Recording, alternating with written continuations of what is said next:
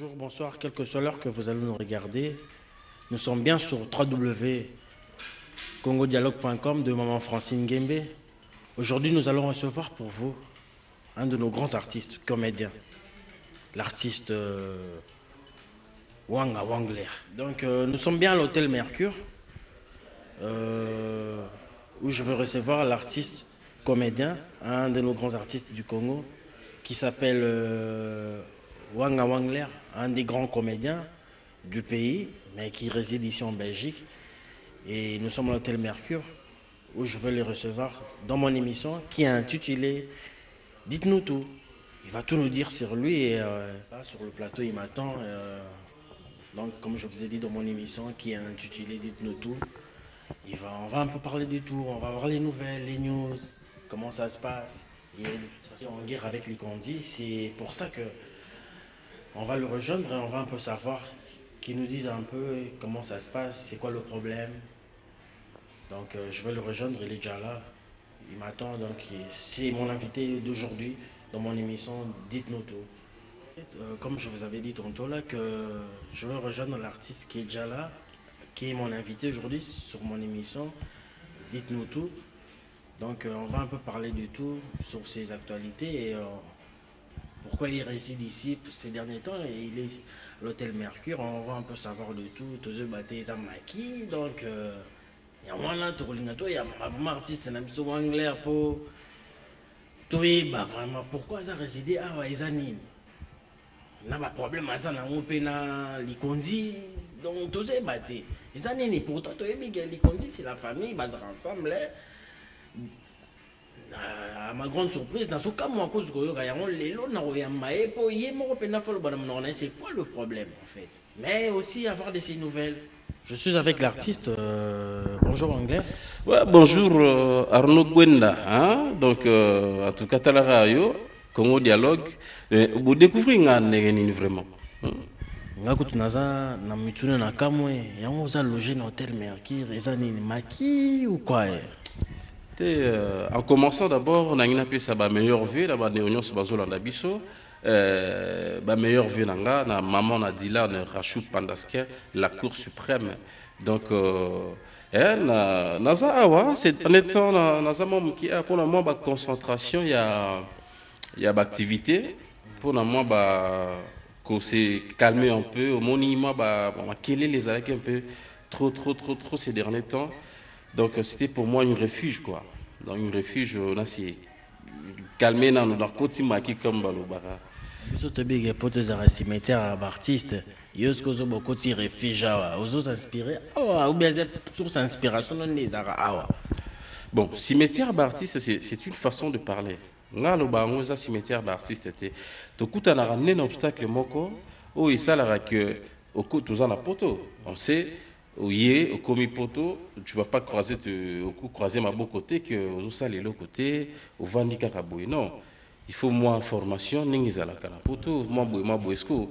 Tant la poto a vraiment mingité. N'ingizala en attend en Afrique tu as plus sur 24 heures tu peux avoir dans le 8 heures il y a travail là il y a msala art. Mais la poto ce qu'on a 8 heures ou 6 heures il y a formation. Bon, dites-moi avec toute le fatigue aux atteints qu'on s'est concentré, qu'on s'est inspiré vraiment de tu vois. Donc c'est un peu ça, mais ça vraiment cimetière et ça que awa to sarana na me belé. Artiste wanga, na ça la question moro boé, faut la poser. C'est très capital. Si quoi actualité dans les années depuis que tu es ici en Belgique, c'est quoi? Qu'est-ce que tu fais? Et là on est nous ça là concrètement. Pour ceux qui n'aiment bien que n'aiment qui n'a qui nous tika groupe. Groupe on est Koufa. Donc explique-nous, parle-nous un peu de toi. Ouais, Arnaud Gwenda. Donc, groupe Naki Nezali, grand des artistes, hein. Ils ont fondé par Namoro Wangler. Et puis, nous avons un président adjoint, Isa Kafouti. C'est un comédien aussi. Bama Savazana Ina. Donc, on travaille ensemble. Mais actuellement, nous avons tourné un film moro. Titre en anglais, Lumba Film. Donc Lumba Film, ça parle un peu de la dictature, ça parle un peu de tout. Et puis, Ngamorope l'artiste, bientôt là, la chaîne Abino Awa, Congo Dialogue, il y a la grande dame Francine Ngebe. Francine Ngebe, il y a Francine. Donc, moi, si moi, il y a aussi la mine pour le Congo. En tout cas, mes félicitations, maman Francine, de la part de Wangler. Donc, on a eu espace Awa. Oh, toujours, nos services publics, comme d'habitude. Donc, rigolo encore chaque semaine, quoi. Donc, à part ça, il y a plein d'activités. Donc, on a beaucoup qui moi trop émission pour parler de rien. Mais bon, c'est le moment opportun pour moi pour expliquer un peu qu'est-ce que je suis devenu, qu'est-ce que je suis en train de faire. Donc, c'est ça un peu le but, il y a mon silence et qui je suis devenu. On a un voisin à Berkem. On a posé une question. Il y en a Bob. Moi, si. Mbongo. C'est quoi en fait le problème? Oh, il y en a Bob. Pour te dire que Bob, c'est la famille. Tout le monde a mis nos bosaki tout le temps ensemble. Mais c'est quoi en fait le problème? Bozo est la nine. Arnaud Gonda, on a habité Bob Bozo. On a Bob l'éponge. Il y a Bob l'éponge. Oh, donc Bob l'éponge. Oh, un dessin animé. Likondi. Pardon? Likondi. Nani? Likondi. Bon, Bob l'éponge. Je suis désolé, on a un dessin animé. On a un anglais. On a un azali. Donc, je suis désolé, quoi. Donc, on a un Nathalie sous son panzi à côté à Kin, car on a un Kin fin fond. Na pesi mote na ya lumusu arma lingomo taraba dans otanga ba komo ba lumusu arma lingomo na tangi rock et bodo bokabela hein. Bon sur otangi nga Bob bizana précision quel Bob l'éponge ou quel Bob Likondi asa comédien ya Congo hein Welani c'est Welani na Likondi no gwena to wela na loko te yem ta sana problème nanga bo me ko tuna ye bo Likondi bo tuna ye qu'est-ce qu'il a à voir na Wangler comme ça hier expliquer bino ce qui anime mais quant à moi na ebe loko te on a numéro na ye na robenge pe sigo na tuna ye o tuna Bob oui ah bon en tout cas na habité mutatino tuna nga question wana. Est-ce que quand tu as une profondeur, tu as un journaliste qui est Arnaud Gonda? Tu as une question, tu as une Bob Ninge Bozala. Tu as un que Bozala toujours ensemble, c'est la famille. En dehors, on a Bozala ensemble et on a posé une question. Poser une question à tout nayo. Papa. La bombe peut-être là, tant que comment montant pour essayer à poser comme on est Carlo Pignatelli avant dans la Berkem, Alves, à tout n'a posé une question. Moni, toute la famille, hein, toute la famille. Blom sous les TV, hein, papa. Mon les TV, il y a un ématisaka, il y a un pékitisaka. Donc tout d'abord, il y a tous un problème encore très très important, et puis très très très sérieux dans la communauté congolaise. Donc tout le monde a bon avec tous les respects, vraiment. Tout ce qu'on perdre artiste mon aîné. Donc on attend comme il y a sœur sœur Marie Misamo. Au Tissiko congolais tout azolé là. Donc, la famille artistique, la famille biologique, il y a Sœur Marie, avec tout le respect, vraiment, moi, chapeau que l'on voit pour la Sœur Marie. Donc, on a présenté sincères condoléances dans là. Et je trouve que mon iblo, comme sous-souhaité une émission, il faut que tout l'Arabie Saoudite, ils sont importants, ils ont une actualité, ils ont une activité. Parce que ce qui est une fertilité, que Alves, Carlo Pignatelli, a ebisaki que non anglais na soki likamuni na ngona Bob l'éponge ils ont simbaté ça je sais pas voilà tout na Likondi jour ozoyer oboza numéro na ye bengaye tout na ye na anglais problème ezani ngana sniper comédien ah bon sniper ba bien mo jadi fa il vient na lwambo ay bien ça va quand nous lobby totuna.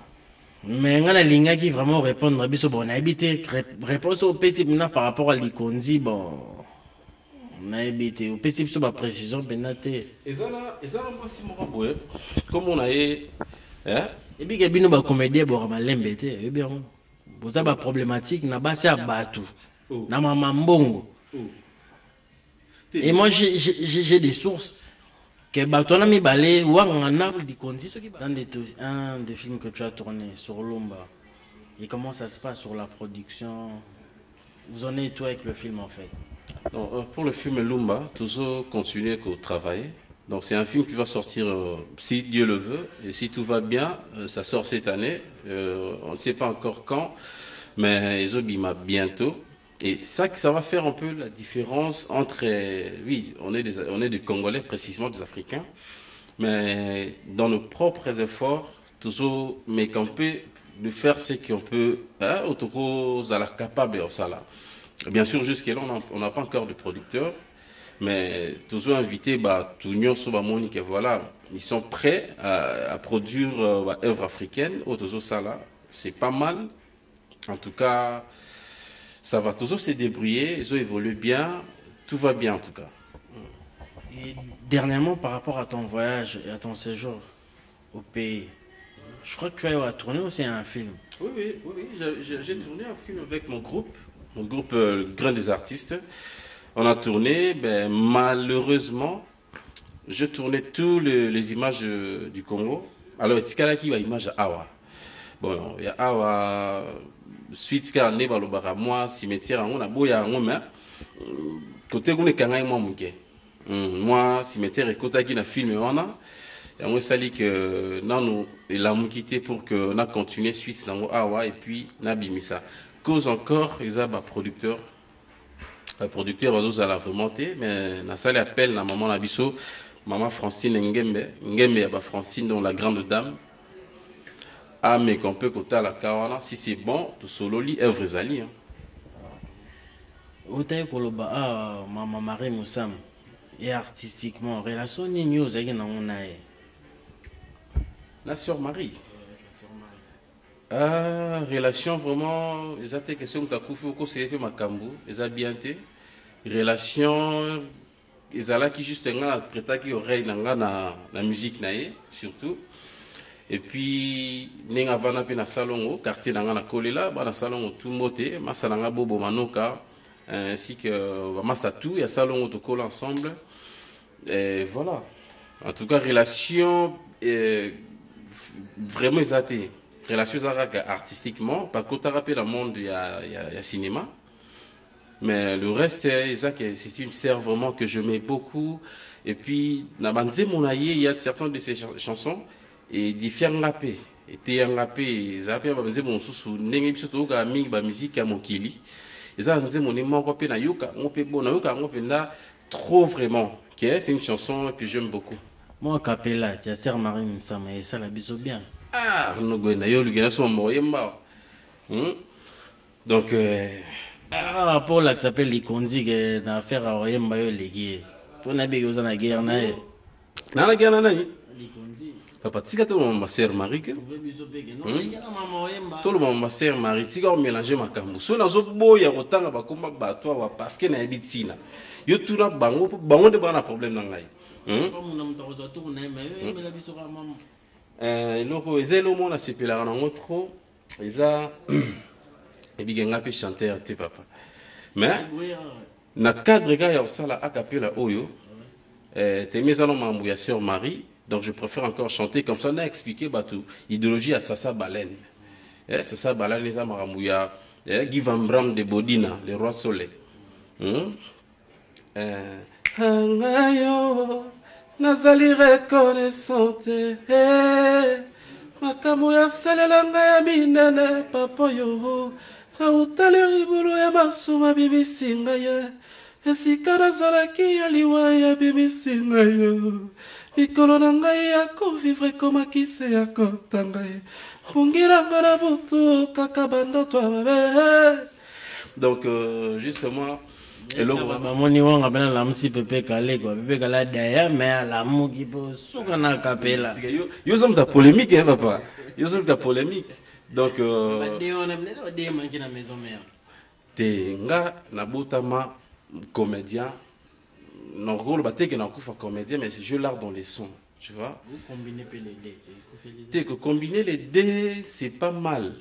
Mais alors, il faut savoir faire les choses, tu vois. Dans cause tantôt, il bon, ce qu'on a écouté la musique, et celle qui a la musique disque, bouh, et 6 000 € la disque vient dans un roi soleil. Soleil wanga. pour dire que nous avons un jour au Calamine qui était titre dans la autorisation. Babisogi maman papa misaka mon na poche ils a pour ta maman ils ont la poche ils ont devoir ya papa vous comprenez donc boss autorisation si on dit moment de JC Bima qui déjà ça baleine au basali feature na Nathalie Makoma souka na chanson oh viens na ngai oh papa wangler viens na soleil Mongana oyeba me bato mokili pe fo baye. Te mais wana vena ngai donc rien à dire. Soit la zota la sous la famille na zomona donc bien vena bébé na biso ayaki vena ngape vena yope journaliste de Blaison wanga. Donc maman na biso abotaki en tout cas toutes mes félicitations la famille na biso ezokola en plus donc Fanny Smith de Switzerland, Fanny Smith wanga. Donc babi yé sur question ce moment na Smith te. Fanny Smith place aux ans na habité mais na tant kaka na ebi Suisse. Smith wanga. Et puis et ça na seranga moko boye Magui Niembo triple XL la grande dame. Et ça ne lo moko lobaki wangler soki oleki et que expliquer bana ki ni solo wana te en tout cas na ondi mayote. Et ça ma frère na biso mitwe doka o mitwe beba et ça ma frère na biso moko bongo frère wana zoleka comme enseignement lelo na Congo comme moi ndenge et comme moi ndenge moi na mona chika zotanga prof abengi abisie bon Magapula passe devant mon on a leki aujourd'hui calcul mental hein? Donc, calcul mental, donc 1 plus 1. Et puis, moi, on a les cas, beaucoup. Oh non, messieurs les professeurs, 1 plus 1 égale 4. Oh, ce que le prof a dit, moi, on a montré ça la bienté. Sans pour autant penser, on a battu les gars à Libanda. Pourquoi quand les amis va fenêtre, tel à Libanda. Alors, il y avait un fou qui passait. On a dit, bon, les gars, 1 plus 1 et bêtise dans mon 4. Quel que soit ça, bon, mais moi, mon tour dans 4, c'est ça là. Et il y a 1 plus 1 égale 2. Alors, Abeti m'a beaucoup regretté, mais non, ça a fait au matin na Congo. Transport et au matin. Parce que 1 plus 1 ça a des bons comme 4 papa. Donc, nous sommes au matin. Et puis même élève en Akaka. Papa bagenda retourne à Yelisusu, d'où vient l'électricité. Nous t'allons pas plus banda zoyoka. Moi on a kangisu ma bogo non, monsieur le professeur, l'électricité vient du zoo. Bah tu n'es pas Fabi mais yo yaranang. Explique-moi bien comment l'électricité go dans la zoo. Oh non, parce qu'à chaque coupure de l'électricité, à chaque coupure de courant chez nous, il y a mon père qui dit bah ma kakou bah kati sous courant. Donc Magui Niembo triple XL, alingi vraiment c'est là comment les solo oh ça liait bien. Donc Arisa na maki. L'artiste on a sentir aussi la terre. Pour on a big ami qui là trop de yop, bani mayonnaise dans moto, ketchup, ce que c'est matio. Inspiration ici là mais yo peut dans sentir ezara na bito za la batu moko bo ba na kinte ou ba s'inspirer ba tinde la ba pesa ko ba inspiration na ba on peut tout monde na rapper en nga na s'inspirer na maman abotanga maman Hélène Wanga ma maman chérie que j'aime beaucoup donc elle s'inspire à Naye parce que c'est une très bonne comédienne déjà oh yemora mié barate en plus de cela question tout ninga ezala batuloko la ba maman Elisa maman Elisa papa Roger Mieti na Allemagne wana batuna me wangler use aussi la tenenge sur la taille sous son panzi ba 0041 nazomona bongo vient nga le shérif de Lausanne Nzamba Bilamba dans le shérif de Lausanne na mobali na moi sinaye Tantine Bella ainsi que ma maman chérie donc jour dans la passage qui séjour moi qui tourne dernièrement avec la Suisse soit là notre la bébé Dylan bah séjour dans les qui quito donc très assuré na maman la biso Chantal na on va boire à 3 mais son là bébé mais les familles na leki na boire qui non te poso na tête lipi ba triche à le cœur bazali ba Melissa Mel bazali on a tout staff na ko ya parler samba on tout mais awa ko tout mais ngana to monanité mais nazo ngana tika siko c'est très important donc maman Chantal Mbenza, il y a papa Alberto Mbenza, donc c'est vraiment la famille. Ceux qui n'a quitté sous panzi il y a Paris wana, nazomona DJ Senga, hein, Orléans Masalanga El Guardiola, Cigar Guardiola. Nazomona vie dans Janify, Baneke Belé Belé. Ceux qui sont à Bruxelles, awa. Namona H la charmante, maman Emmanuel, hein, maman Emmanuel. On s'attire bébé à Botamine Lengi. Mais boni, pour conclure, peut-être la maman solo mususu la fallu tout développer. Tout na bango. Batouana aux otangela ba comme on a bango na plateau. C'est eux qui vont avoir des problèmes, des soucis avec moi, surtout des soucis. Bon, ça va problème mais ça te on a habité on a les conditions que ça ranini na habité ce qui peut combattre artiste Wangler pour nous tenter pour na que ça trop pris. Mais merci vraiment pour la disponibilité dans Alelo. Dans la nage où tout place aux assiégés parce qu'on a lieu en concentration dans tel mercure mais bon. En tout cas, merci beaucoup pour la disponibilité. Mais un mot de la fin, je sais pas. Mais on a prochainement. Pour l'instant, l'émission, on a à pied levé, mais il fallait qu'on ait un pose un mot de la fin. Parce que l'émission, vous c'est allé. On a pas bon pour nous. Pour yo faut na yamba, yo faut le bien. Yo faut le bien. Bon mon bon mango. Nazali. Naza sniper dans la silate na kozala. Un mot de la fin. Tu as besoin numéro de téléphone, on peut te joindre facilement. Numéro de téléphone de moi matata. Mais na pesa numéro lukama ba bikaka. Na ba toano pour zotanga ba komba ba problématique. Ah bon? Oh, ba problématique papa. Yango numéro bolimisanga na bombi pour na ba traiter na trop na fierté bandeko na fierté. Donc mot de la fin est ça que en tout cas merci beaucoup na Congo Dialogue na émission na biso ya kitoko yomo na oyezangaki na bakisaka kapo na sentir qu'on a aux Rick Ross de la presse congolaise. Donc maman Francine Ngembe Rick Ross de la presse congolaise lié à Nogwenda. Et puis les lots n'ont pas à trotter parce que Nazar en concentration. Au Yazan besoin de Banga, Aluki Arnaud, numéro na Ezawana, Kenon Arnaud Gwenda. Il y a besoin d'anglais tout solo là, ma solo Zali, sans oublier idéologie Nabiso toujours agence et fonctionner. Mais l'agence c'est tout le monde est encore. Tout le monde est encore pour y ce que Tindi, azo qui ne relia nyoso donc azo melana basani donc mutu tout temps il a comme tout à l'heure, tout le monde est l'agence. Ouais. Donc agence Nabiso ça toujours on a expliqué vite fait bah on a besoin que rejoindre Nabiso et ça agence il y a relié là bas dans matanga, il y a relié quand on a fait. Donc ceux qui m'ont dit que non fait Nabino bilo retikali, bo bengi tu retiens les minutes de délégation, ils ont 500 € par heure. Donc, qu'on lui l'appelle encore parce que tu mets ça pour toi, qu'on lui l'a staff. Or, il faut lui l'amener en Afrique. Qu'on lui l'a Rubama dans ma belé, pour nous Rubama dans ma belé, qu'on lui l'a vraiment comme il faut, c'est 1500 € pour toute une journée. Donc, Bandeko Baya, solo là. Est-ce que comment agence on est pour tu sais, la PC Baoyiba. Baoyiba, donc, tous en ont bon. Moni. Si on a dit trop de jours, on vient à Janify. Azul n'y a qu'au PC les sous baïba, on va trop de pour ce qu'on PC boye, on y a qu'on a baïbi, on va saliboye. Donc voilà, la brune, elle a mené, la monio, met en pinga, t'as dit à la part, mais c'est mon passou là, papa mon passou là, la moni Marlène Kassanga, donc la surnaturelle, leader naturel, la moni bongo le sous donc nani sous nazang ici. Bah, on a ici en tout cas, Bolim ici, bah, Tervé Zali, Marambézé Belé, j'ai Fongwami. Chaque week-end, chaque semaine, tous on a Congo Dialogue, tout bani koleka déjà. Donc, tout va bien avec maman Francine Ngembe. Ngembe yaba Francine, Francine yaba Ngembe, Congo Dialogue. En tout cas, merci beaucoup, Penayo Arnaud. Donc voilà. Bon, merci beaucoup, l'artiste Wanga, pour la disponibilité.